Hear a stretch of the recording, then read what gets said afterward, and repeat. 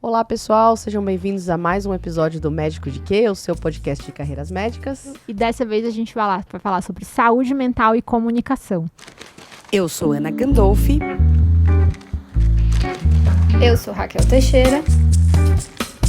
Esse é o Médico de Quê? O seu podcast de carreiras médicas. E outras cositas más. Eu sou Ana Gandolfi. Eu sou Raquel Teixeira. E hoje quem que a gente vai receber aqui, Ana? Hoje a gente está com a Renata Giatsa, é isso? Sim. Então tá bom, falei certo, hein? Deu certo, Falou, então tá bom. assim, E que vai falar pra gente, vai contar primeiro. Um prazer receber você aqui. Muito obrigada por ter aceitado o convite e ter disponibilizado o seu tempo para conversar com a gente. E conta um pouquinho para o nosso público quem é a Renata. Bom, primeiro, obrigada pelo convite, né? Estou super feliz de estar aqui, de estar com a conterrânea também, não é? Então, obrigada, Raquel e Ana, né? Assim, bom, eu nasci em Fortaleza, no Ceará, e me tornei psicóloga lá no final da década de 90. Quase fui pianista, mas acabei me tornando psicóloga por um triz. Mas há muitos anos, desde o começo da minha carreira, eu comecei a fazer clínica. Eu sempre fiz psicologia clínica, sobretudo do adulto, do adolescente e do adulto. Do idoso também, porque me especializei em psico-oncologia. E aí a gente acaba acompanhando muitos idosos também. Mas desde cedo eu queria ser professora. Na real, a única coisa que eu sabia é que, independentemente da profissão que eu escolhesse, eu queria ensiná-la. Se era professora de música ou de psicologia, Sim, não sabíamos. Cheguei, inclusive, a ensinar piano, porque eu estudei piano muitos anos. Olha então, eu só. cheguei a ser professora de piano. Ainda jovem, assim, na faculdade, cheguei a ensinar piano também. Então, eu sabia que eu ia ensinar o que eu aprendesse. Essa parte do ensino sempre te arrebatou desde muito cedo, então? Desde muito cedo. Eu dei aula para muitas bonecas, para muito aluno imaginário. Dei muita aula em salas de aulas vazias. Meu pai é professor universitário, minha mãe pedagoga e professora, foi professora também. Então tá aí a raiz de tudo isso. Então, eu sou nascida em família de professores e acabou que eu sabia isso, que um dia eu seria professora. Então, logo que eu me formei, eu já entrei no mestrado e já comecei a ter vontade de estar ali, né? Sonhava com esse lugar. E aí me tornei professora na Universidade de Fortaleza, onde eu fiquei por 17 anos. Né? Gente, porque a gente tem que explicar que ela começou muito, muito cedo, porque hoje ela tem 32, né? 32 mais um tanto, né? E aí fiquei por lá 17 anos, mas sempre tive um bom vínculo aqui também, em São Paulo, né? Acabou que eu me envolvi muito com o mundo acadêmico, com pesquisa, e passei a fazer parte de um grupo de pesquisas aqui em educação das profissões da saúde, mais especificamente em educação médica no início, né? Passei também a ensinar nos cursos da saúde, sempre trabalhei com a psicologia aplicada à saúde na universidade. Legal. Então, sempre conciliando a clínica e a academia, a universidade, né? Uhum. Acabou, então, que eu fui ficando e estou aí na educação médica há mais de 20 anos, muito feliz, assim, acreditando que esse trabalho interdisciplinar, colaborativo, ele é importante, né? Cada vez mais acredito na importância dele. E é isso, estou por aqui e o piano fica ali em casa para de vez em quando eu matar a saudade. Ainda? Pouco, eu costumo dizer que eu toquei na outra vida. Mas eu acho que a música não sai da gente, né? Acho que a gente segue, carrega também um pouco do que a gente, das outras coisas. Aliás, eu acho que isso é super importante dizer, que a gente não é só a nossa profissão, né? Amém, né? Amém, ainda bem. E acho que a gente precisa, inclusive, entender muito isso nas profissões da saúde, porque a gente acaba ficando monotemático. Então, se a gente sai com profissionais da saúde, a gente só conversa sobre os casos, só discute caso. E a gente fica ali naquela coisa da educação continuada também, que absorve muito a gente, né? Seja na carreira acadêmica, seja na assistência, né? Buscando as subespecialidades que sejam. Mas, assim, a gente acaba esquecendo que outras coisas nos compõem, né? Não estou falando só de outras relações, mas eu estou falando também de outras paixões, de outros saberes, de outros conhecimentos, de outros... Então, acho que eu trago muito daquela pianista em mim, assim, ou pelo menos dessa paixão pela música, e é isso. Muito e bom. aí, tô aqui. E me conta uma coisa, em que momento você foi para sair para a parte de educação médica? Porque você falou que você fez a psicologia, começou a trabalhar com a parte clínica, né? Sim, Que até sim. você falou que faz até hoje. Sim, até E hoje. que você foi fazer mestrado, e daí você vai fazer uma formação mais acadêmica. Sim. Mas em que momento que você teve esse link com a educação médica?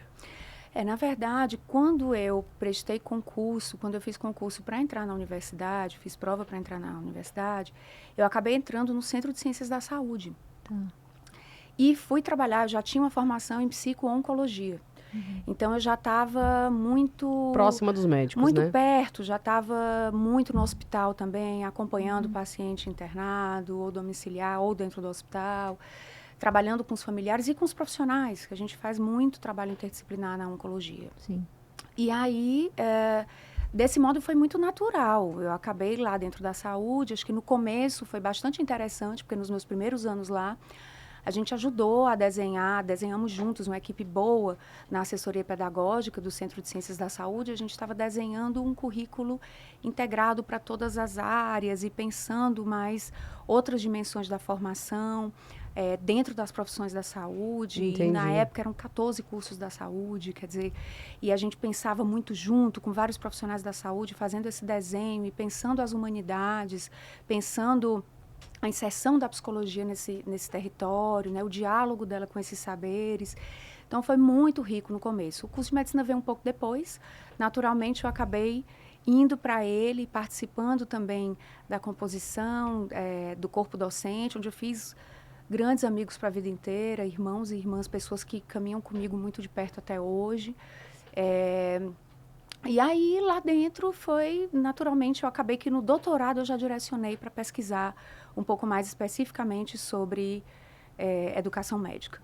Porque aí eu já estava lá, já estava vivendo aquilo diuturnamente, assim, já não fazia outra coisa, respirava aquilo, né? A clínica, coitada, ficou espremida num cantinho, mas também nunca deixei assistência. Acho até que combinar assistência com docência ou assistência com carreira acadêmica é rico, porque a gente ganha ilustração, né? Enquanto a academia ela vai nutrindo de evidências e de saberes atualizados e tudo a nossa praxis na clínica, a clínica vai ilustrando, vai dando para a academia, para o contexto acadêmico, um tom de cor, de textura, né? Os exemplos, o concreto. Então, você conta muitas histórias e traz esse corpo para a docência. Maravilhoso.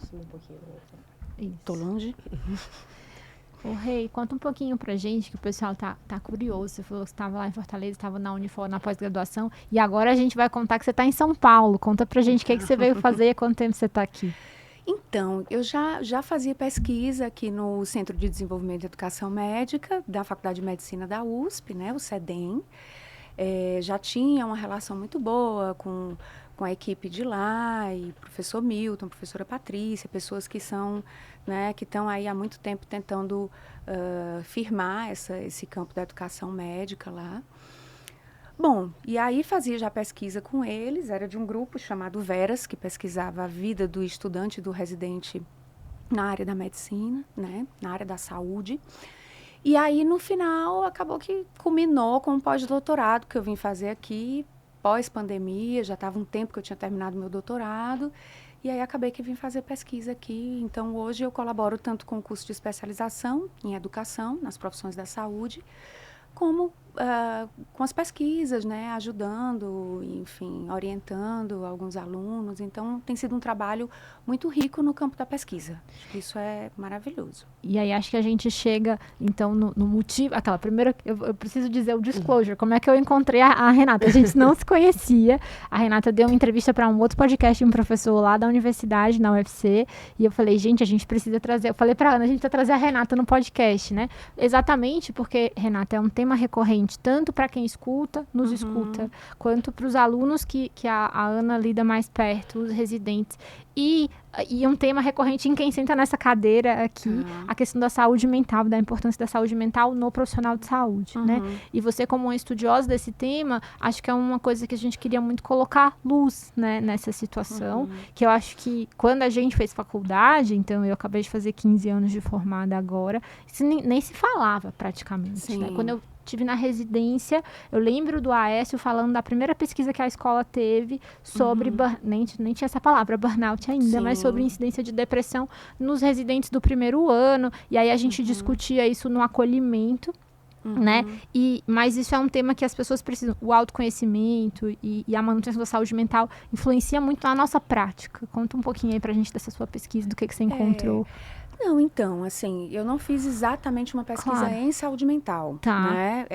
Eu pesquisei, sobretudo no doutorado, empatia, né? E personalidade, que foram coisas que a gente ficava tentando descobrir ali. Será que a empatia, ela tem relação com a personalidade? Será que algumas pessoas não vão desenvolver empatia por conta de um aspecto específico da personalidade ou não? A gente buscava essa correlação, já que no perfil do egresso da medicina se diz assim que é importante formar um profissional empático. E eu fiquei pensando, será que a gente consegue formar isso na será faculdade? Que é possível, será né? que é possível fazer isso? Então, o meu estudo de doutorado, ele foi mais para esse campo. E, claro, trabalho muito com saúde mental do estudante, mesmo porque na clínica, a maioria dos meus pacientes, das minhas pacientes, são pessoas que estão trabalhando na saúde, estão estudando dentro das profissões da saúde, sobretudo na medicina. Então, acaba que vem muita gente, a gente acaba estudando muito isso, e aqui no CEDEM, o Veras, por exemplo, né, foi um projeto que pesquisou, inclusive, aspectos da saúde mental, fiz parte desse grupo. A gente coletou dados na Universidade de Fortaleza, foram muitas escolas no país inteiro, mais de 20 escolas pesquisadas, e a gente viu saúde mental nesse contexto, né? Então, eu já participei, já colaborei, mas a minha pesquisa específica tem sido sobre outras questões. Muito embora, não dá para você ser um profissional da saúde mental e não estar inserido no campo, nesse campo de estudo, dentro, né, trabalhando junto, caminhando junto com relação a isso. Isso chega muito facilmente dentro da universidade. A gente tem acesso muito fácil às queixas. Na clínica, então, nem se fala e já tem um viés, talvez, não é? Mas o fato é que o sofrimento mental entre estudantes de medicina, ele é alarmante, porque já há muitas evidências mostrando que ele está acima, né, da média geral, né, que o percentual de estudantes com sofrimento, seja depressão, seja ansiedade, seja burnout, ele costuma estar sempre acima da população geral com faixa etária parecida, né? Agora, isso não significa que outras áreas também não manifestem isso. Então, não significa dizer que as pessoas da enfermagem, as pessoas, enfim, do serviço social, as pessoas de outras áreas da saúde ou não, também não sofram acima do normal. Hoje em dia a gente fala, inclusive, que estudos com estudantes universitários, né, pesquisas que envolvem estudantes universitários, já mostram que isso talvez fale sobre a população que está em formação, né, sob pressão, sob uma pressão mercadológica. Isso, próximo do mercado de trabalho. Exatamente. E social, né? A gente vive um momento contemporâneo de pressão social mesmo, para produzir, para hiperproduzir, para ganhar dinheiro, né? E para ganhar muito, para poder consumir muito. Acaba sendo uma pressão muito, muito grande, né? Mas é isso, quer dizer, é importante dentro da saúde, a gente cuidar da saúde mental, porque a gente vai entregar a saúde. Quer dizer, como é que a gente pode entregar ao outro algo que a gente não consegue ter? Como é que eu posso oferecer ao outro algo que a gente não pode ter? E se a gente pensar em saúde mental, ela não está restrita à clínica psiquiátrica, né? Ou a quem se especializa nisso. Qualquer profissional de qualquer especialidade vai receber no seu serviço, público ou privado, não interessa, vai receber o paciente com demandas mentais. Sim. E vai Sofrimento, receber. né? Cada vez Em mais, né? sofrimento, Cada né? vez E mais. além do que, a gente não consegue conceber muito facilmente essa ideia do sofrimento físico separado do mental. Exatamente. Isso. Então, Sofrimento- o sofrimento A pessoa é ele uma é só, sempre, né? a pessoa é uma só, então o sofrimento ele é sempre integral. Se eu vou receber pessoas em sofrimento, em demandas de cuidados mentais, como eu faço se eu mesmo não tenho? Sim. Isso. Né? Se eu, às vezes, já saí da faculdade debilitado ou com alguma fragilidade que não está sendo cuidada, manejada, né? Ou até da residência. Às vezes, se sai da residência mais adoecido ainda, né? Então, é fundamental que a gente pare para pensar sobre isso. Não só em meios de acolhimento e de intervenção, de cuidado, de assistência, mas também em meios de prevenção. Isso talvez, assim, devesse ser o nosso maior foco hoje. Pensar na prevenção, porque ela é mais sustentável, ela é menos prejudicial, ela é menos, né, custosa a partir de sob várias perspectivas. Perfeito. Eu acho que isso é importante. E aí, bom, deixa eu até ver o horário. Já dá pra falar uma polêmica, né? Já dá pra entrar uma polêmica. Porque, assim, o que eu vejo é que da época que eu formei, a Raquel, eu tô com 16 anos de formada. Da época que eu formei, eu até comentei isso com um colega recentemente, que, assim, se falava zero disso. Tá? Tinha um centro de apoio na Escola Paulista para o estudante, mas ninguém comentava. Era uma coisa muito velada essa questão da saúde mental no estudante. E mesmo no médico, né? Não se falava, porque afinal de contas o médico tem que ser forte, tem que aguentar e acabou. E hoje se fala muito.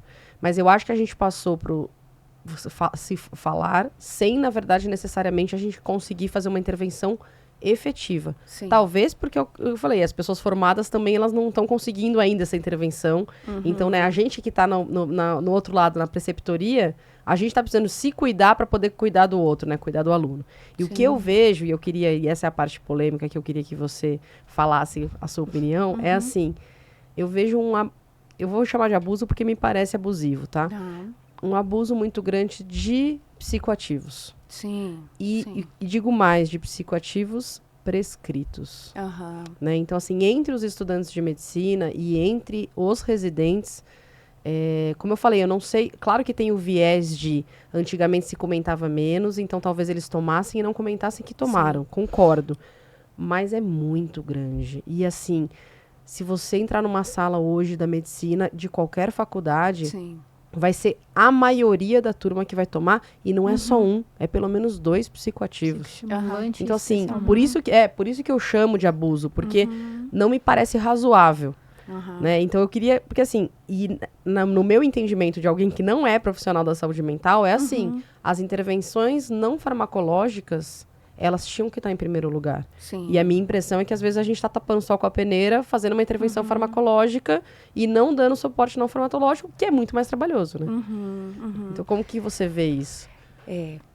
Essa é uma questão... É polêmica na medida em que, assim, se a gente pensar na medicalização do sofrimento como uma tentativa única, né, de silenciá-lo, de colocar o sofrimento num canto e a gente continuar produtivo, né?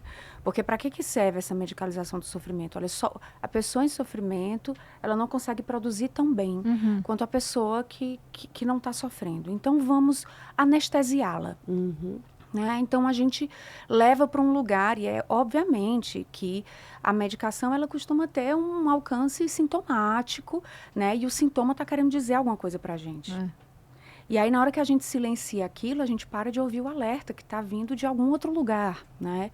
E isso é perigoso, além de talvez ser irresponsável ficar só nisso, e eu não estou dizendo que em muitas situações não seja importante, né? Porque me parece que o melhor cenário possível é a gente colocar as áreas para trabalharem conjuntamente e dialogarem. Então, às vezes, você tem que medicar um paciente até para ele conseguir falar. Perfeito. Sobre o que ele está vivendo. Às vezes isso é necessário, sofrimento, né? Mas nem sempre é necessário. O problema é que a psicoterapia e as intervenções todas não farmacológicas, elas costumam ser um pouco mais lentas, elas costumam levar um pouco mais de tempo. E hoje a gente vive uma aceleração do tempo que é absolutamente fora do comum, né? Sim. Então, a gente vive um processo de que, bom, Tudo começou com a história do tempo é dinheiro e a gente tem que correr atrás disso e não pode perder tempo e todo mundo quer passar rápido no vestibular, depois entrar rápido na residência, você sacrifica, às vezes, a própria faculdade, sacrifica o internato médico para fazer um cursinho de residência. Isso. Né? E o internato me parece que é um momento riquíssimo e onde você, rico, né? E às vezes o internato é sacrificado em nome de uma prova de residência, porque você tem que passar rápido. Às vezes você nem sabe muito bem o que você quer. Nem sabe mas o que você quer, tem que mas entrar por quê? Mas tem uma prova. Eu preciso superar essa prova. Tem que né? pegar o bonde, tem que pegar o trem e tudo. Então, assim, realmente a medicalização está altíssima. A prescrita e aquela que é feita, né? Recreativa, quase que. Porque se usa muito estimulante para estudar para a prova, né, para permanecer as noites sem sono, né? A gente sabe que o sono vai prejudicar uma série de outras coisas, o não dormir, que é normalizado, né? Sacrificar o sono tem sido algo normalizado. Então, assim, o que a gente tem aí é uma cascata. Sim. Né? E óbvio que as medicações, elas têm seus efeitos colaterais e que dentro no caminho dessas prescrições, a gente tem que pensar nas iatrogenias, a gente tem que pensar no que pode acontecer também, em todos os processos que estão envolvidos com esse silenciamento do sintoma.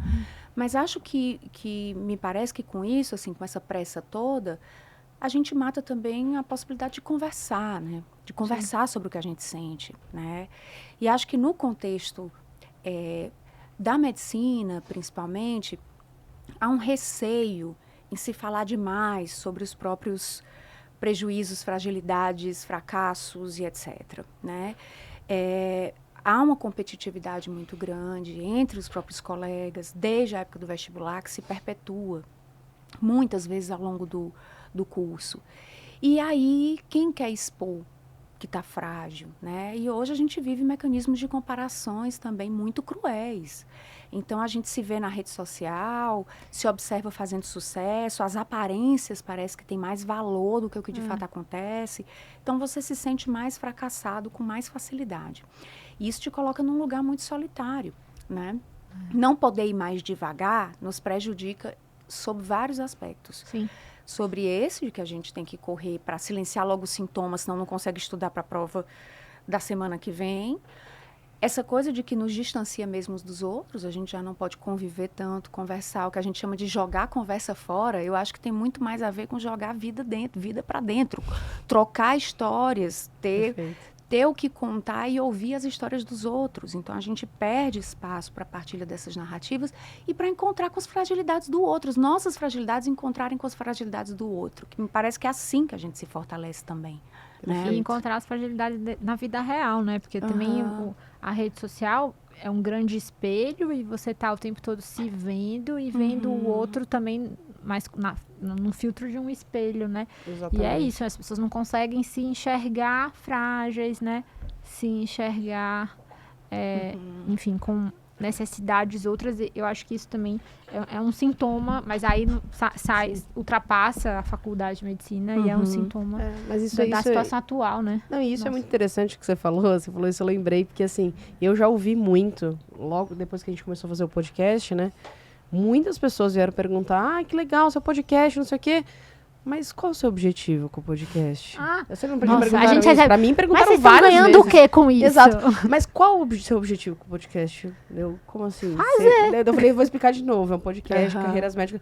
Não, mas qual que é o seu objetivo? Porque assim, você tá pensando em monetizar. Eu falei, calma, vai monetizar, gente, calma. Vai escalar, olha só, vai escalar como isso. Eu falei, não, gente, a gente tá conhecendo, conversando, aprendendo tanto de especialidades que a gente não sabia nada. Horrores.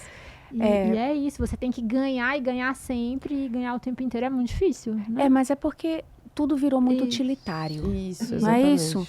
Tem um livro super bonito do Ailton Krenak que chama A Vida Não é Útil. Que ele fala que nem tudo tem utilidade na vida. Sim. Que viver muitas vezes é fruir, tá vivo. Para quê? Para estar. É por isso, né? É para usufruir de estar vivo. Né, para olhar o que tem em volta, para sentir, né, para partilhar, para qualquer coisa, para abraçar ou não, mas não tem que chegar num canto. Para que existe arte? Para que existe música? Né? Antes de ser algo que que se consome, antes da gente pensar num mercado de música ou de arte, a gente tem que pensar que a existência dela tem um objetivo nela mesma. Quer dizer, ter uma obra de arte em casa, olhar para uma coisa bonita, ouvir uma música, vai te levar para onde? Qual é o próximo passo depois disso? O que é? Que não seja a própria contemplação. E ver uma paisagem, contemplar uma paisagem, serve para quê? Serve para quê? Fazer um podcast, conversar sobre coisas, que é óbvio que isso em algum momento pode ser que chegue em outros lugares.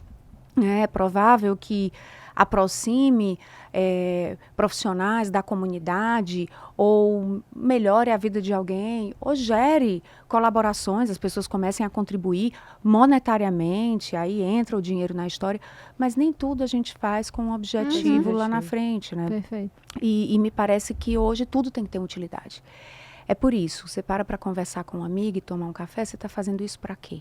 Isso vai te levar para onde? É aquela coisa, não, mas eu tô tomando esse café por networking. Ai, não, eu tô nossa. tomando esse café porque eu quero tomar esse café, Mas gente. é perda de tempo. É. Mas você está perdendo. Para que a gente para no cafezinho? Exato. Para que a gente vai no repouso conversar alguma coisa? Nem sempre é para fazer um contato, para conseguir um novo paciente, um espaço para trabalhar, uma sociedade, um projeto novo. E ainda bem, né, que não é. Mas não era para ser o tempo inteiro isso. Só que a gente vive, né? E aí, se a gente for trazer um papo mais neoliberal para a história, é isso. Tudo tem que ter uma utilidade, senão é fosforilação, perda de tempo, desperdício, né? E, na verdade, me parece que a gente tem desperdiçado o nosso tempo de outras formas. E a gente desperdiça a vida, não querendo A desperdiçar vida. o tempo. Né? Exatamente. E aí ela nos escapa.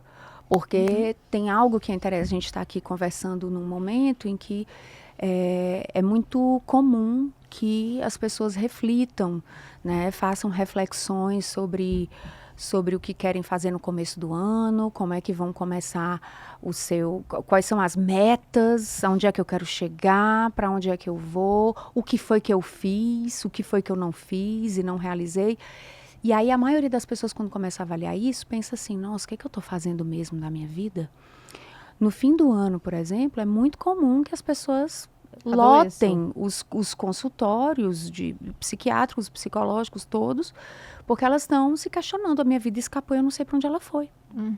Mas Esse também porque ano- ela tá vendo o coleguinha na rede social, que ela acha que faz mais coisa que ela. Assim, E tudo isso, e né? agora, não sei se vocês viram, né, que em 2024 rolou essa trend, que é isso. Como eu poderia ser triste Sim, em 2024? Sim. Sim. E aí, 800 mil conquistas num carrossel, né? E as pessoas estão conquistando tudo, né? E quando a gente trabalha com saúde mental, a gente vê que não é bem assim, Não. né? O que eu estou dizendo é que não é que todo mundo, no fundo, esteja sofrendo profundamente, esteja mal e tudo seja mentira. Eu estou querendo dizer é que tem ali um pedaço muito pequeno, uma ponta de iceberg do que é uma vida. É um Sim. recorte, né, daquilo. E é um recorte que às vezes é muito cruel. Ele é muito cruel. E ele faz você querer fazer o quê? Ele nutre um processo, um ciclo, que ele é meio isso. Esse ano eu tenho que fazer mais. Eu tenho que ter o que mostrar no final do ano. Ai, gente. Né? Eu sou... É meio doentio, né? Bom, É. a gente tava conversando em off com aquela. Eu sou sempre a diferente, né? Eu tenho horror desse negócio de. Eu comprei um planner e eu coloquei 25 metas para bater até o final de dezembro de 25. Eu falei assim: se eu escrever 25 metas e depois eu vou abandonar o planner, na verdade, em fevereiro, porque eu sou péssimo, nunca tive uma agenda que eu usei até o final. Né? E assim, é uma coisa que pode ser muito ansiogênico. Acho que tem gente que funciona sim. bem assim, né? Sim, sim, mas E essa história do tem que não, tem que nada. tem que.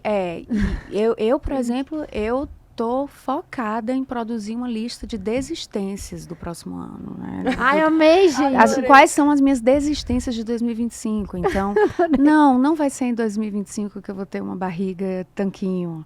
Não vai ser em 2025. Do que eu posso desistir? O que já não faz sentido? Aí, Será fica que eu a tô dica, gente, Será que eu tô lutando por alguma coisa há tanto tempo que só me frustra, que não faz sentido? Do que eu posso e devo me autorizar a desistir? Eu quero muito querer menos e querer melhor. Perfeito. Eu quero mais aprender a ser mais o que eu não fui ainda. Eu quero me sentir mais nas minhas potencialidades do que eu posso ser, né? E para isso eu tenho que desistir de algumas coisas. Talvez de comprar várias coisas. Eu não preciso comprar isso em 2025. Eu não preciso. Eu não preciso de mais calça jeans em 2025. Eu não preciso mais de biquíni em 2025. Eu não preciso mais. E eu comecei a ver tudo que de fato eu não precisava mais. E óbvio, quando você começa a ver isso, você começa a pensar, nossa, será que eu preciso mesmo do tanto de coisa que eu acho que eu preciso? De onde vem essa necessidade? Quem está me trazendo essa demanda, essa necessidade? Se talvez ela não é minha mesmo, muito provavelmente ela não seja minha. E não é só financeira, né? É uma necessidade, às vezes, de não só financeira, mas de título, de reconhecimento, de, sim, né? sim, de tudo. Né? Você fica colecionando um monte de coisa. Tudo, sem parar. Eu já desisti de 3 cursos que eu estava pensando em fazer ano que vem. Já cortei, já está na minha lista. Me deu um alívio enorme. Ai, que bom que eu não vou fazer isso esse ano, né? Então, ter muitos mais amigos, né? Ter mais amigos. Talvez cuidar dos amigos que eu já tenho, né? Olhar mais para os que eu já tenho. E são alguns bons. E como é que eu posso fazer isso? Acho que a gente tem que começar a podar, a aparar um pouquinho essas arestas, né? Perfeito. Acho que isso é importante. Maravilhoso. Vamos terminar aqui, vamos marcar todo mundo uma consulta com a Renata. Né? Não, gente, maravilhoso. Renata, e agora vamos voltar. Eu fiquei curiosíssima com a história da empatia e das personalidades. Sim. E aí, a empatia já vem com a personalidade ou a gente consegue criar empatia, ensinar? Aliás, mais desafiador ainda quando você identifica, ou a gente identifica nos alunos que a pessoa a gente não enxerga essa empatia intrínseca de algum modo. Como é que a gente ensina isso? É possível? Então, Tão difícil. eu trabalhei numa perspectiva junguiana, num conceito mais junguiano de personalidade. Então, a gente avaliou algumas funções. Pensamento, sentimento, intuição, sensação, né? Extroversão, introversão. E a gente percebeu que existe uma correlação leve, do ponto de vista estatístico, uma correlação muito leve entre a empatia. Foi feita uma medida de empatia pela escala de Davis, que é uma escala super utilizada para isso, mas que também a gente, do ponto de vista acadêmico mesmo, tem críticas a ela, porque tem vários vieses nessas escalas autorreferidas, então, claro, a própria pessoa responde àquela escala sobre empatia e ela tem um viés da desejabilidade social que você tende a responder o que o outro espera. Ela é mais condescendente consigo ouvir mesmo, né? Exatamente. Então, assim, mas, de todo modo, a gente trabalhou com essas ferramentas e viu que existiam algumas correlações leves, né? A função sentimento, por exemplo, quando ela é mais forte, né? Quando ela é mais preferida pelo sujeito, ela costuma ter uma correlação um pouco melhor com a empatia. Mas a gente percebeu, avaliando dentro de um curso, em diferentes momentos do curso, numa amostragem interessante para a população daquele curso, a gente percebeu que pessoas com todos os tipos de personalidade podem ter uma empatia alta. E a gente entendeu também que as pessoas aprendem empatia muito mais convivendo com pessoas empáticas. Perfeito. Então, é claro que um ou outro diz, é bom uma aula de empatia, porque a gente primeiro tentou correlacionar, né, as duas variáveis, e depois a gente pegou pessoas com altos níveis de empatia em todas as personalidades, nas funções diferentes, e tentou ver em grupos como é que ela acredita que quem ela se tornou do ponto de vista empático, né? E aí a gente viu isso, que no geral, o que aparece em comum entre todas as personalidades é que sempre teve alguém muito empático, interferindo, influenciando, né? Ela experienciou essa empatia na convivência com algum professor, né? Com algum preceptor, com colegas, com familiares, muitas vezes na família. Então, você tem dentro de casa, ainda muito jovem, tem também as influências ali dessa... Mas dentro da faculdade, conviver com pessoas empáticas... Era o mais importante. Ajuda.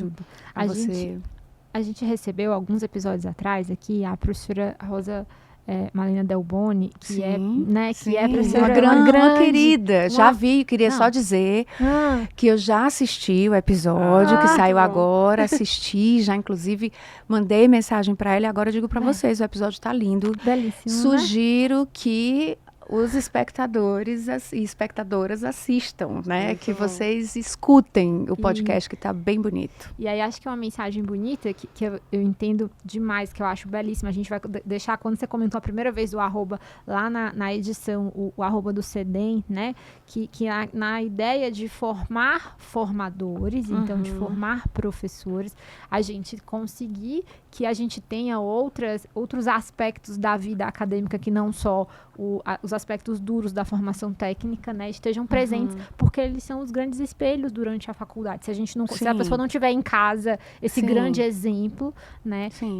que a gente consiga construir isso, né, é super Ah, importante, sim. porque E aí eu nada vou... pior e aí do que um professor que não é empático, Com com o certeza, paciente Raquel. ou com os alunos, né. Com certeza. E assim, eu vou aqui um pouco além. Não só eu acho que a gente tem que trabalhar bem no desenvolvimento de professores e professoras. Na verdade, eu tive, acho que fui formada numa casa, né, que valorizou muito isso. Enquanto eu estive lá, eu vivi muito isso na pele, trabalhei muito em assessoria pedagógica, em vários níveis diferentes da universidade, não só no curso de medicina. Lá é a minha casa de formação, acho que toda a minha influência, meu jeito de ser vem muito dali. Não é só formar ou ajudar a desenvolver. Eu acho que é cuidar também. Porque aí a gente tem que lembrar que professores, que quem trabalha com educação, as pessoas que trabalham com educação, também sofrem. Também a gente tem inúmeras evidências que mostram que o nível de burnout entre docentes, entre preceptores, ele é altíssimo. Altíssimo em várias áreas diferentes, não só na medicina. Então, a gente tem que lembrar que, assim, cuidar de quem está ensinando é muito importante, porque, em última instância, a gente não ensina só conteúdos, não é? A gente ensina também o outro a viver. A gente ensina modos de vida. Né? E se a gente está adoecido, a gente não vai conseguir ensinar um modo de viver que seja positivo, que seja bom, que seja saudável para o seu aluno, né? Sim. E eu gostei muito que você falou da empatia com o professor, né? De cuidar do professor. Porque quando vocês falaram do negócio de empatia e tudo mais, a gente sempre pensa na empatia, por exemplo, do aluno com o paciente, que, claro, é o nosso objetivo final. Mas o que eu vejo convivendo com os alunos aí nesses últimos 16 anos é que falta também empatia, muitas vezes, do aluno com o professor. Sim. Né? O aluno, ele entende muito pouco de como é uma rotina de um professor. Então, falta empatia de o professor atrasou, é porque ele não quer dar aula pra gente. O professor, por exemplo, que eu comentei no episódio da professora Rosa, o professor tem que pesquisar, ele tem que dar aula para aluno, ele tem que fazer a preceptoria do residente. No meu caso, ele tem que atender o paciente e operar. Né? E daí, se ele faz uma dessas 5 coisas, ele faz mal, ou enfim, faz de uma maneira que o aluno julga que não é satisfatório, o aluno fala, nossa, mas esse professor aí vai dar aula de cirurgia, não sei o que, nossa, ele quase não opera, ou ele não tem consultório. E você vê o aluno falando, às vezes, e eu frequentemente dou bronca neles, eu falo, gente, vocês já olharam a formação desse professor? Vocês sabem o tanto de anos que ele dedica em reunião de conselho, em formação de professor? Eles não olham isso. Mas eu acho que isso é muito do nosso ambiente. Sim. Eu acho que o nosso ambiente, ele é um pouco adoecido. Então, a gente fica o tempo inteiro julgando o outro. Eu diria que tem uma cultura na formação médica, né? Eu sempre tenho muito cuidado em falar da formação médica por ser uma estrangeira, né? Então, eu, mesmo estando praticamente toda a minha vida profissional inserida nesse contexto de formação médica, eu tenho um olhar de estrangeira. Eu fiz uma formação muito mais ancorada nas ciências humanas. Mas tem coisas que são perceptíveis de forma muito clara, nos chegam nos discursos, né, nas falas, na clínica e também nos comportamentos, no contexto, que são as violências. É uma cultura que perpetua violências, que chegam em forma de assédio, em forma de pressão sobre-humana, na exigência de uma resiliência fora do comum. Né? Então tem que aguentar, não aguenta, pede para sair, né? E aí vem essa coisa, o medo de ser fraco e de não ser adaptável e de não... E muitas vezes os professores que perpetuam violência sofreram violências. E aquela velha história do Abusador que R1 vira sofreu o abusado. abuso do R2, que sofre do R3, que sofre do staff. E que o R1 lá vai no interno, e aí a gente tem uma espécie de uma corrente que é talvez inconsciente, até que está estruturada Perversa, né? nessa cultura e é perversa, né? Porque tem uma coisa de que se um dia eu fui humilhado, eu resgato o meu poder pessoal humilhando, porque se um dia eu tive na situação de fraco, e isso, gente, nem sempre é consciente, Sim. né? Muitas vezes não é.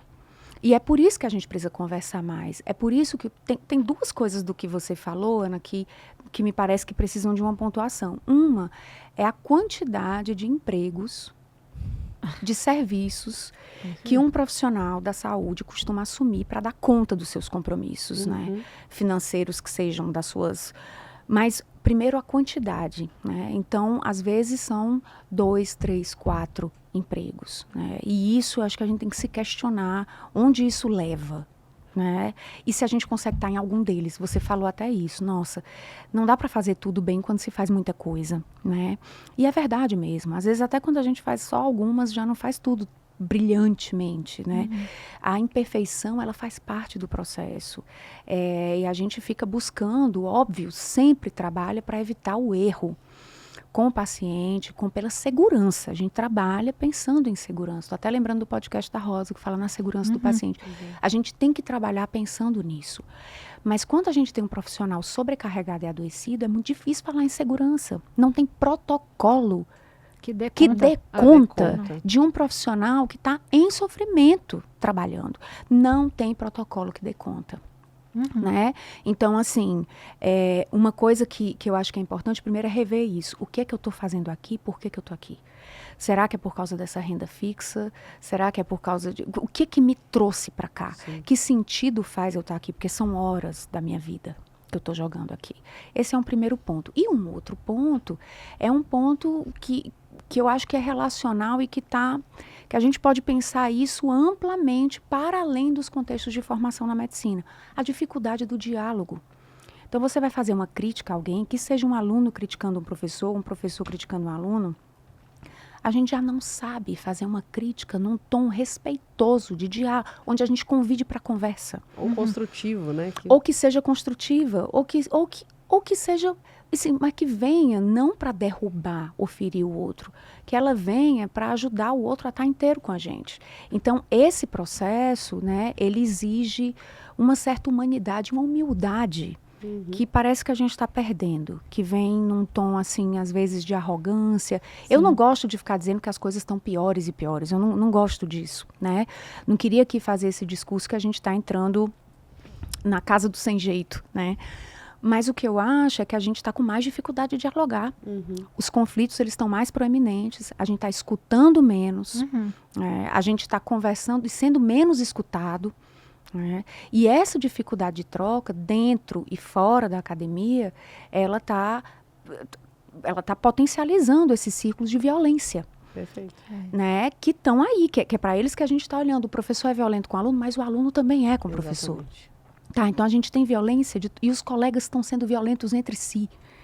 E aí a gente tem cotistas, a gente vê aqui, tem acompanhado isso, sofrendo discriminação, ou então pessoas ali, porque a gente hoje trabalha muito com inclusão, com diversidade. Isso é importante se pensar isso dentro da instituição. Isso não acontece entre colegas, às vezes. Exatamente. Então, há sofrimento mental. Sim. Muito sofrimento mental quando a gente não dá conta de acolher, de fato, ok, vamos abrir aqui para populações que são favelizadas ou que são, né, pessoas que não têm uma condição socioeconômica que possibilite ter um estudo privado, pagar pelo que faz e tal. Então, vamos pegar essas pessoas, vamos incluir pessoas que foram marginalizadas, vamos incluir. Mas aí você não dá a elas condições de estar ali. Exato. Isso é uma coisa Humanas, super importante que você falou, porque lá na Escola Paulista nós temos, no momento, 50% de cotas. Tá? E o que a gente vê como, enfim, staff, preceptor, chame do que quiser, é isso. Eles entram via cotas, né? eles estão na universidade e muitas vezes eles não têm condição de se manter na universidade, de morar. Às vezes entendeu? Ele pega 2 horas de transporte público para ir, 2 horas para voltar para uma faculdade que é integral. Então a gente tem na Escola Paulista hoje um centro que é o SEMEAR, que é uma forma dos staffs ajudarem esses alunos. Ótimo. Mas é uma iniciativa que a gente enxergou, né? Eu entrei depois, na verdade, mas enfim, quem fundou enxergou de ajudar. Mas por quê? Porque é muito fácil você falar, esse aluno vai passar numa canetada, Sim. esse aluno vai entrar aqui por cota, mas sem dar o suporte que ele precisa para estar lá. Mas isso é o desafio seguinte, né, Ana? Eu acho que assim, acho que a gente tem um ganho inegável com as políticas afirmativas no Brasil. Sim. Eu lembro muito, eu acabei de voltar, né, da minha festa de 15 anos de formado da minha turma, e você olha e a gente tem 2 alunos negros na minha turma, que naquela época você nem tinha essa autodeclaração, mas eram pessoas que vieram de uma situação social muito diferente de 95% da turma, que era de uma classe média alta privilegiada no Ceará. Sim. Hoje, estando aonde eu estou na universidade, e acho que a universidade precisa mudar a cara, porque até essa questão de compreender o sofrimento do outro e da empatia, as pessoas, a gente nem compreendia, porque a gente nunca tinha convivido minimamente antes. Então, acho que isso é muito, muito importante. Agora, o que tem que vir na esteira das políticas afirmativas é esse condicionamento de entender que o elevar o banquinho, né, que é aquele meme clássico da equidade, que você tem os meninos querendo assistir o futebol, você coloca um banquinho para todo mundo conseguir assistir, não é o suficiente ainda, né? Não é e o aí suficiente. você precisa dar o suporte social, o suporte emocional até, né? Porque essas pessoas, elas têm sofrido muita discriminação dentro das academias todas, né? Acho que a gente tem que pensar ética dentro das academias. Perfeito. Ética. Pensar ética mesmo, né? De uma forma mais contundente e mais contínua. Perfeito. Não só bioética. Isso, perfeito. Tá? A gente tem que pensar mais ética, tem que pensar mais essas políticas, tem que pensar política. Isso. Por que não discutir políticas afirmativas? Por que não discutir políticas públicas que, inclusive, vão descriminalizar né, que vão discriminar essas pessoas e diferenciá-las das outras, ou tentar trazer uma equanimidade, né? Tentar reparar as diferenças, né? Importante a gente dar visibilidade a isso no curso, nos currículos. E, óbvio, fortalecer realmente as políticas afirmativas. Elas precisam de fortalecimento, agora elas precisam chegar nas pessoas todas, né? Porque a gente tem que dar condições de permanência dentro da instituição, mas a gente também tem que acolher. Eu estava hoje ouvindo o Scalisa, né, que acabou de defender a tese dele de doutorado no CEDEM sobre a população LGBTQIA+. Lá, ele fez uma pesquisa em várias universidades do Brasil, né, e públicas e privadas e tudo. E, assim, são pessoas que ainda são discriminadas, são pessoas que ainda vão para a panela lixo, falando da panela, que é a panela do que sobra, né, que eles chamam de panela lixo na faculdade. Que horror, gente. Né, que é assim, todo mundo que não conseguiu entrar numa panela, sobrou, fica no lixo, e aí junta todos os que sobraram, que ninguém quis, e que normalmente são pessoas que estão compondo, né, grupos minorizados e que estão ali sofrendo essa exclusão, né? A gente tem essa dificuldade de pensar, e acho que a gente tem que trazer a ética para pensar, inclusive, isso, né? Porque se isso acontece entre pares, vocês imaginam com a população. Exato. Né? Com as pessoas que vão ser atendidas, com a sociedade. São as pessoas que a gente atende, né? Então, assim, acho que para a gente pensar a saúde mental de uma forma geral, talvez a gente tenha que pensar tudo que está ali na base, na estrutura, que tem nos desestabilizado do ponto de vista da saúde mental. A necessidade de hiperprodução, as políticas que podem, às vezes, não nos ajudar, ou podem nos oprimir, os mecanismos sociais de opressão, mesmo, que são vários, são muitos. A competitividade gigante. A gente tem que começar a pensar, de fato, na substituição da competição pela colaboração. A gente tem que pensar mais em colaboração, mais em trabalhar conjuntamente, em pensar conjuntamente, em dialogar e pensar a vida, os modos de vida. Então, eu tenho dito muito isso. Não dá mais para a gente pensar uma formação profissional que exclua, né? As pessoas costumam... Tem até alguns currículos que trazem isso, né? Desenvolvimento pessoal e profissional. Sim. E eu ainda vejo os dois separadinhos aí, mas eles são um só. A pessoa e o profissional são uma coisa só. A gente não consegue separar. Essa separação, ela é meramente Quase que didática. didática, né?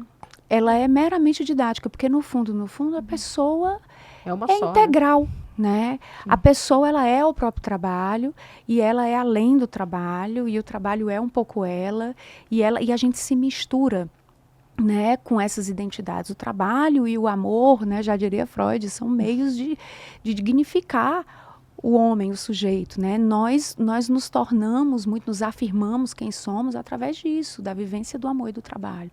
Né? Então, acho que se a gente começa a separar muito essas coisas, dá no que dá, porque aqui é formação profissional.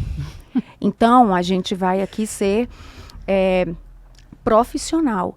Talvez a gente tenha que discutir outras coisas. Sim. Como é que a gente vive, como é que a gente se encontra, como é que a gente escuta, como é que a gente faz para ser escutado, como é que a gente faz, e aí o professor, né, essa falta de empatia do aluno com o professor talvez também passe por uma coisa do professor ter que se colocar num lugar de quem sabe e de que é modelo e que não falha. Talvez os professores precisem nos contar um pouco mais os seus sofrimentos, os seus fracassos. Talvez a gente precise, porque eles compõem também a nossa vida. Às vezes o professor está ali andando num carro bacana, bem sucedido, operando num hospital chiquérrimo, né? E você olha aquilo e você endeusa aquilo e você coloca aquilo num lugar assim, falhou em alguma coisa, eu vou encontrar um lugar para escrachar aqui, mas é porque a pessoa está num lugar também intocável, né? Pode ser. E muitas vezes partilhar um pouco dessas coisas, dessas fragilidades, a gente costuma falar muito de sucesso terapêutico, falar sobre fracasso terapêutico é maravilhoso. Perfeito. Né? Ele vai, inclusive, nos prevenir de futuros fracassos e vai também nos aproximar uns dos outros. Nossa, não sou só eu. Né? Perfeito. Né? Então, acho que a gente precisa trabalhar mais isso, resgatar, já que a gente, no começo da conversa, estava falando sobre essa dessensibilização, sobre essa anestesia necessária, medicalização do sofrimento, a anestesia necessária para a hiperprodutividade. Talvez a gente tenha que trabalhar agora com o contrário, ensinar a sentir. Né? Tem um professor da Unicamp que eu gosto muito dele, João Francisco Duarte Júnior, acho que já está aposentado, que tenho muito respeito por ele, que ele era do Instituto de Artes, psicólogo, e ele tem um livro lindo chamado O Sentido dos Sentidos, por uma educação do sensível. Acho que é para isso que a gente tem que se voltar também agora. A gente tem que ensinar as pessoas a voltarem a sentir.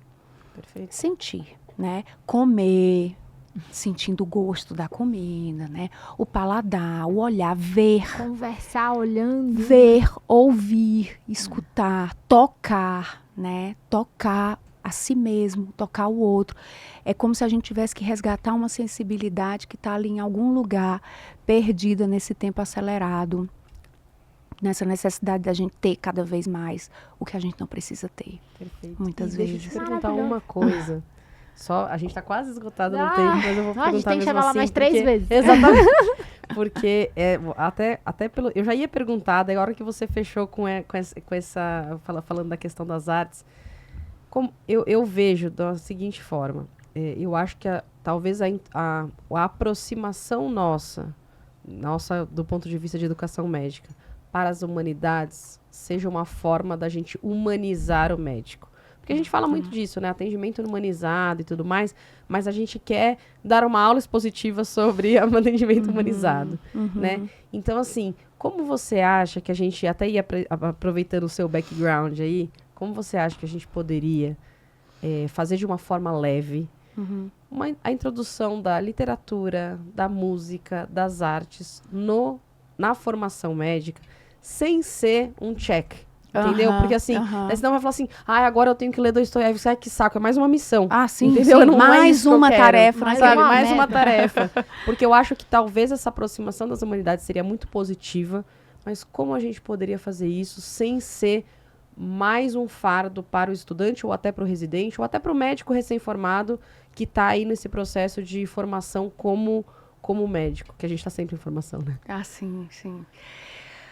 Bom, eu acho que a primeira coisa é que as pessoas que trabalham com educação e que querem trabalhar com outros temas da vida, né, que seja através da filosofia, da antropologia, da literatura. Eu estou trazendo aqui a filosofia porque filosofar talvez seja uma das coisas que a gente mais precisa fazer, voltar a fazer, né? Se questionar sobre as coisas da vida e da morte, né? Se levantar questões sobre o óbvio, voltar a fazer boas perguntas, né? Acho que esse é um momento importante para isso. Isso faz da gente humanos, inclusive nos diferencia das máquinas. Perfeito. E a gente precisa se diferenciar delas, porque elas vão fazer coisas melhores do que a gente. Muitas coisas elas vão fazer com mais eficácia, mas isso não. Checklist, elas vão fazer melhor que a gente, certamente. Com toda certeza, mas filosofar não tão bem quanto nós, certamente. Né? Nós temos medo da morte, eles não, né? As máquinas não. Exatamente. Então, assim, uma coisa que talvez seja interessante é, primeiro, dar oportunidade às pessoas que trabalham com educação de elas mesmas viverem a cultura nas vidas delas. Fomentar a ida ao teatro, talvez desenvolvimento docente seja muito isso, né? Eu até gosto muito de pensar assim, que a gente tem que talvez envolver mais e desenvolver menos. O professor envolver mais, envolver inclusive na própria cultura, né? Local, cultura onde vivem os estudantes, onde vivem eles mesmos, onde estão os pacientes. Então, primeiro oportunizar isso para docentes, para preceptores. E aí, quando a gente, na educação, a gente se apaixona por elementos da cultura, a gente quer partilhar. E a gente quer saber o que os outros estão vendo, e estão lendo, e estão assistindo. A gente quer saber. Talvez nos falte também o interesse de perguntar para os nossos alunos o que eles querem ler. Talvez, porque a gente fica naquele lugar também de que eu sei o que é melhor você ler. Você vai ler esse livro aqui, você vai ler esse livro aqui da Annie Ernaux, porque ela fala sobre uma questão que ela viveu e que tudo bem, maravilhoso, você está ali. Quantas vezes a gente tem que voltar um pouco, mesmo que a gente esteja bem longe da nossa adolescência, do começo da nossa fase adulta, né? Mas voltar um pouco para lá e se questionar, né? Ali, será que eu pegava com entusiasmo todas as sugestões que os adultos me davam, que os professores me faziam? Será que eu só fui reconhecer a importância disso lá na frente? Então, às vezes, eu acho que é melhor fazer um movimento contrário. O que é que vocês estão lendo? Quem quer trazer aqui alguma coisa que leu? E aí sempre vai ter aquela pessoa que gosta de ler alguma coisa. Ao invés de dizer, leiam em casa... E vamos discutir na semana que vem. Leiam em casa e vamos discutir na semana que vem. Uma outra sugestão é, tragam para cá, ou então eu trouxe uma coisa hoje para ler com vocês. 2 páginas. Vocês podem me ajudar a ler? Vamos ler junto? Então, talvez seja melhor que a gente leia junto o que a gente amou ler e que a gente acha que vai tocá-las, do que a gente dar mais tarefas fora. Acho que fazer leitura conjunta, ouvir uma música conjuntamente, fazer alguma coisa, trazer para dentro desse cenário a vivência coletiva do processo e fazer de forma leve. Olha, eu não estou colocando isso porque eu ouvi dizer que era um livro ótimo para nos... Não, eu li, eu fui tocada, eu me apaixonei. E quando a gente está apaixonada, a gente contagia, contamina. É impressionante quando a gente lê alguma coisa com paixão, a gente... fisga o outro, pesca o outro. Então, acho que a gente tem que ser leitor primeiro, ser consumidor, vamos dizer, no melhor sentido possível, contemplador de cultura, de arte, para depois a gente chegar perto disso com os alunos, nas doses tranquilas de fazer isso, sem aquele tom de recreação, porque a arte na educação fica isso também, agora é uma parte meio recreativa. Exatamente. E isso é ridicularizar, eu acho, o valor dessas coisas. Então... Acho que eu falei demais, né? Não, arrasou, que eu ficaria aqui horas conversando sobre isso. A gente quer uma lista. Agora, dito isso, a gente quer uma lista de leituras de cultura. Não, olha aí, aqui não falta, né? Aqui não falta, eu vou dizer, em São Paulo tem muita coisa, mas no Ceará também. Demais. Fortaleza tá que tá, com muito equipamento cultural bom, e a gente tem muita gente, felizmente, publicando muito, apesar das dificuldades do mercado editorial aí do livro, mas a gente tem muita gente criando, muita gente nova, entrando no pedaço, escrevendo mais, né? Então, vamos aproveitar e vamos ler. E vamos escrever também, né? Com certeza, com certeza. Muito bom. Renata, foi um prazer imenso receber você aqui. Deixa o seu arroba aí pro pessoal seguir. Meu arroba é Renata Rocha Giaxa. É difícil, não sei nem como é que eu faço. Escreve. A gente vocês escreve, escrevem, a gente né? escreve, pode Meu ficar arroba tranquilo. é esse e eu vou adorar conversar com quem quiser conversar sobre isso. Vocês viram que eu fico bem empolgada e Não, até foi vou maravilhoso, longe. foi Sou muito maravilhoso. apaixonada, né, pelo que eu faço e, enfim, e pela vida que eu tenho na minha profissão.